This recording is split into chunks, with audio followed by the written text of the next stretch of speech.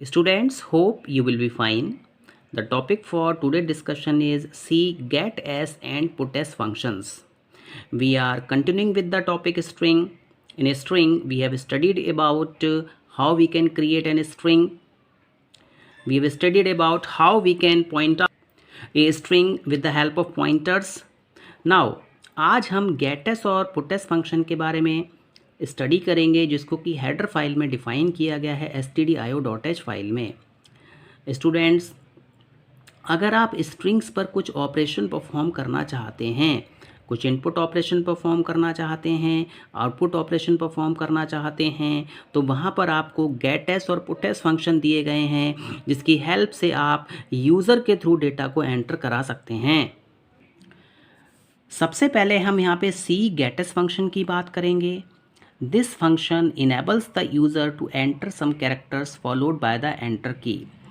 इस फंक्शन की हेल्प से हम यूज़र के थ्रू डेटा को एंटर करा सकते हैं। यूज़र कीबोर्ड के थ्रू डेटा को एंटर करेगा, उस डेटा को हम रिसीव कर सकते हैं। स्टूडेंट्स, इस फंक्शन की हेल्प से जो भी डेटा यूज़र एंटर करेगा वो एक कैरेक्टर एरे में स्टोर होगा।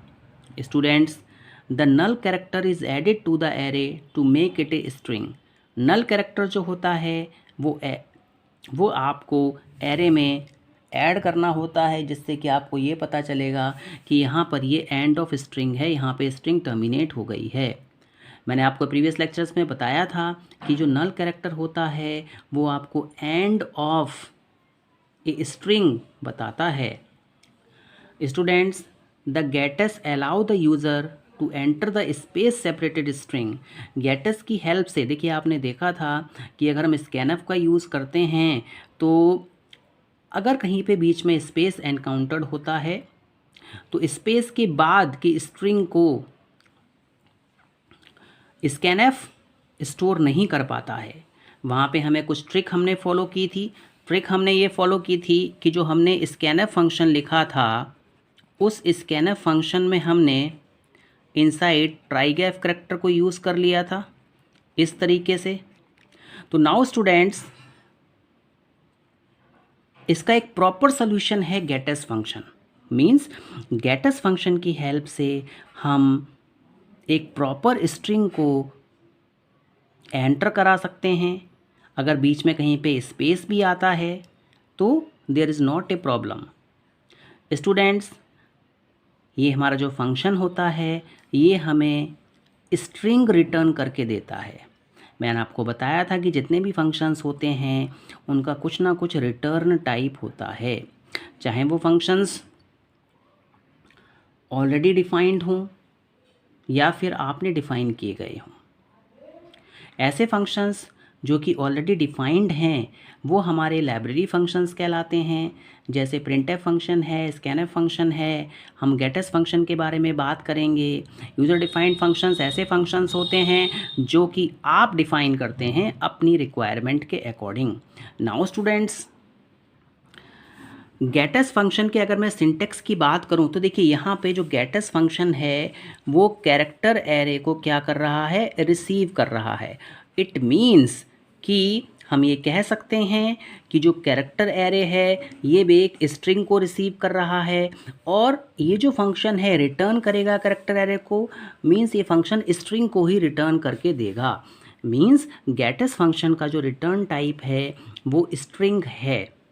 नाउ स्टूडेंट्स, अब हम एक मेन फंक्शन डिफ़ाइन करते हैं। इस मेन फंक्शन में सबसे पहले हमने क्या किया, एक कैरेक्टर एरे बनाई। अब हम यूज़र के लिए एक इन्फॉर्मेशन देंगे कि enter the string. User enter करेगा स्ट्रिंग को, और देखिए जब आप एंटर करेगा यूज़र, जो भी डेटा यूज़र ने एंटर किया वो इस एस नेम के वेरिएबल के पास में आया। अब ये जो वेरिएबल है ये किसको डिपिक्ट कर रहा है, एरे को डिपिक्ट कर रहा है। ये एरे का नेम है, कैरेक्टर एरे है, मीन्स ये स्ट्रिंग है। तो गेटस फंक्शन जो होगा पूरी की पूरी स्ट्रिंग को एक बार में ही कैप्चर कर लेता है। स्टूडेंट्स, इसके बाद में हमने क्या कर दिया, इसको प्रिंट कर दिया। नाउ स्टूडेंट्स, देखिए कुछ इम्पॉर्टेंट पॉइंट्स हैं गेटस फंक्शन के रिगार्डिंग जो आपको ध्यान में रखने हैं। स्टूडेंट्स, कहीं कहीं पर गेटस फंक्शन हमारे लिए बहुत ही ज़्यादा रिस्की हो जाता है। जैसा कि आपको बताया गया कि सी लैंग्वेज में बाउंड चेकिंग नहीं है। जब बाउंड चेकिंग नहीं है तो हम ये कह सकते हैं कि हमारा जो भी डेटा है वो कहीं ना कहीं हमें एम्बिगुअस डेटा मिल सकता है। The gets function is risky to use since it does not perform any array bound checking and keeping the characters until the new line enter is encounter. यहाँ पे कोई बाउंड चेकिंग नहीं है। आपने यहाँ पे 30 कैरेक्टर्स के लिए स्पेस दिया है, कैरेक्टर एरे डिफाइन करी है, बट अगर आप इससे ज़्यादा कैरेक्टर भी एंटर करेंगे, जब तक कि न्यू लाइन कैरेक्टर नहीं मिलेगा, एंटर आप नहीं प्रेस करेंगे, तब तक ये सारे के सारे कैरेक्टर्स को क्या करेगा, कैचअप करता रहेगा, उसको स्टोर करता रहेगा। मीन्स यहाँ पे एरे बाउंड चेकिंग नहीं है। स्ट्रिंग की लिमिट जो है वो एक्सीड कर सकती है, उसका साइज एक्सीड कर सकता है। अब यहाँ पर हमें ओवरफ्लो कंडीशन मिली, बफर ओवरफ्लो हो जाएगा। देखिए, दो कंडीशंस होती हैं। सपोज मेरे पास में यहाँ पे 4 ब्लॉक्स हैं। अब अगर डेटा कम है, फॉर एग्जांपल यहाँ पे केवल 2 ब्लॉक फिल हुए, ये ब्लॉक एम्प्टी रह गया, तो ये हमारी अंडरफ्लो कंडीशन कहलाती है। और अगर डेटा हमारे पास में ज़्यादा है, स्पेस कम है, हम इसको स्टोर ही नहीं कर पा रहे हैं, तो ये हमारी ओवरफ्लो कंडीशन कहलाती है। तो स्टूडेंट्स, जो हमारा गेटस फंक्शन है वो कहीं कहीं पर हमें बफर ओवरफ्लो की एरर दे देता है। इसलिए हमें गेटस फंक्शन को यूज़ ना करके एक और फंक्शन दिया गया है एफ गेटस, हम इसको यूज़ करेंगे।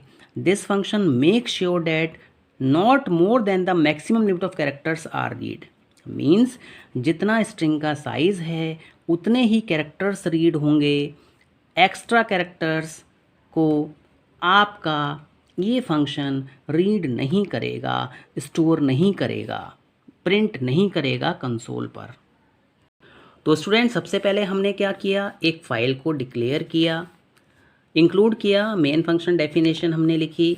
यहाँ पर देखिए हम क्या बना रहे हैं, कैरेक्टर एरे। मीन्स यहाँ पर हमने क्या किया, स्ट्रिंग को क्या किया, डिक्लेयर किया, जिसका साइज़ कितना है 20। मीन्स यहाँ पर हम 20 कैरेक्टर्स को एंटर कर सकते हैं। इसके बाद हमने यूज़र के लिए एक information the, enter the string. आप जिस स्ट्रिंग को एंटर करना चाहते हैं उसको एंटर कर दिया। अब देखिए गेटस फंक्शन में आपने क्या किया, सबसे पहले देखिए यहाँ पे 3 चीज़ें आ रही हैं। एक हमने यहाँ पे क्या लिखा, str लिखा, दूसरा हमने 20 लिखा, और एक हमने stdin लिखा। नाउ स्टूडेंट, ये हमारा इनपुट को डिपिक्ट कर रहा है। देखिए 20 क्या है, ये हमारा साइज़ ऑफ स्ट्रिंग है, मीन्स 20 कैरेक्टर्स एंटर होंगे, रीड करने हैं। और str क्या है, ये क्या है, आपका नेम है। आप इसको इंटरनली पॉइंटर भी कह देते हैं, क्योंकि जो स्ट्रिंग का नेम होता है वो अपने आप में क्या करता है, एड्रेस कंटेन करता है। और ऐसा वेरिएबल जो एड्रेस को कंटेन करे वो हमारा क्या कहलाता है, पॉइंटर कहलाता है। तो स्टूडेंट्स, ये क्या है, हमारा नेम ऑफ स्ट्रिंग। अब गेटस फंक्शन में आप क्या कर रहे थे, केवल और केवल स्ट्रिंग का नेम ही पास कर रहे थे। मीन्स पूरा का पूरा डेटा यहाँ पे रीड हो रहा था, कैरेक्टर ज़्यादा हैं वो भी यहाँ पे रीड हो रहे थे। तो इस प्रॉब्लम से बचने के लिए हमने गेटस की जगह एफ गेटस फंक्शन यूज़ किया। नाउ स्टूडेंट्स, अब हम पुटस फंक्शन की बात करेंगे। देखिए, आपको डेटा को एंटर करने के लिए स्कैनफ फंक्शन दिया हुआ है, कंसोल पर कुछ प्रिंट करना है तो प्रिंटफ फंक्शन दिया हुआ है।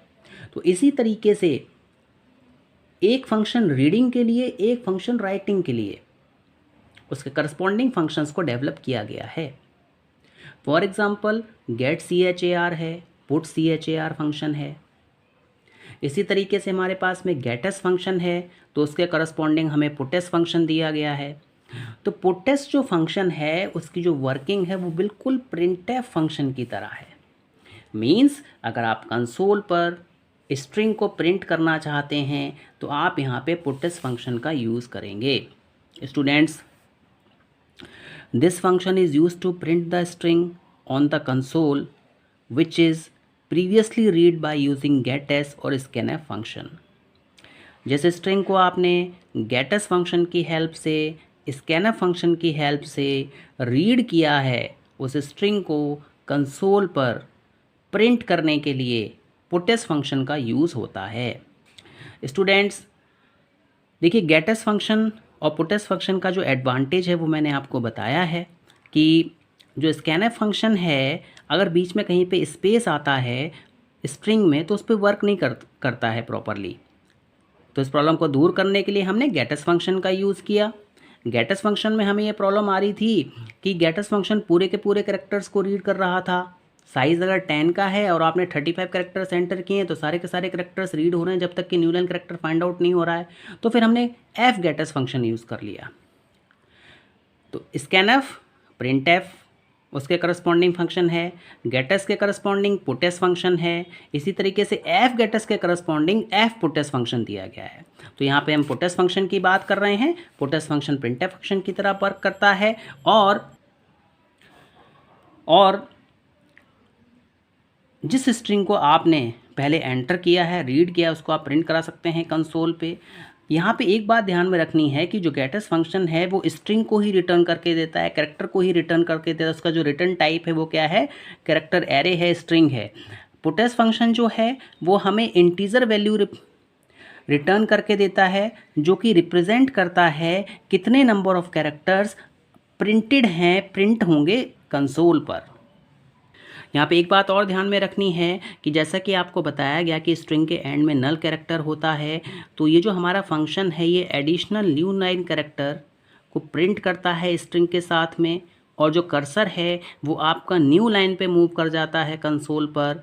यहाँ पर जो इंटीजर वैल्यू रिटर्न होगी उसका साइज़ हमेशा क्या होगा, 1+ होगा। अगर आपके पास में 12 कैरेक्टर्स हैं तो वहाँ पे कितने होंगे, 13 कैरेक्टर्स प्रिंट होंगे। न्यू लाइन कैरेक्टर भी इसमें इंक्लूड होगा। इसका जो सिंटेक्स है वो आपको दिया गया है। यहाँ पे हम क्या पास करेंगे, स्ट्रिंग पास करेंगे। ये फंक्शन स्ट्रिंग को रिसीव करता है, बट इसका जो रिटर्न टाइप है वो क्या है, इंटीजर वैल्यू है। ये फॉर एग्जांपल 5, ठीक है। इट मीन्स ये 5 कैरेक्टर्स जो होंगे वो कंसोल पे जाके प्रिंट होंगे। नाउ स्टूडेंट्स अब हम यहाँ पे एक प्रोग्राम देखते हैं जिसमें कि हम गेटएस और पुटेस फंक्शन का यूज़ करेंगे। तो सबसे पहले देखिए, string.h हेडर फाइल आपको यूज़ करनी है जिसमें कि गेटएस और पुटेस फंक्शन दिए हुए हैं, इसको इंक्लूड कराना है। मेन फंक्शन की आपने डेफिनेशन लिखी, यहाँ पर हमने स्ट्रिंग को क्रिएट किया, डेट इज़ कैरेक्टर एरे। हमने नेम एंटर किया, ये इस मेमोरी लोकेशन पे जाके सेव हो गया। नाउ डायरेक्टली हमने इसको यहाँ पे क्या कर दिया, प्रिंट कर दिया। देखिए यहाँ पे हमें एडवांटेज क्या मिला, एक तो हमने फॉर्मेट स्पेसिफायर का यूज़ नहीं किया स्कैनएफ और प्रिंटएफ में। दूसरा, स्पेस अगर वहाँ पे आ जाता है तो हमारा डेटा जो होता है फुल प्रिंट नहीं होता है। तो गेटएस और पुटेस फंक्शन की हेल्प से यहाँ पर हमने प्रिंटएफ और स्कैनएफ फंक्शन में जो भी डिसएडवांटेजेस आ रहे थे स्ट्रिंग के केस में वो हमने यहाँ पे रिमूव किए। Students, hope you have understood the gettest and puttest function that works on string. Thank you very much.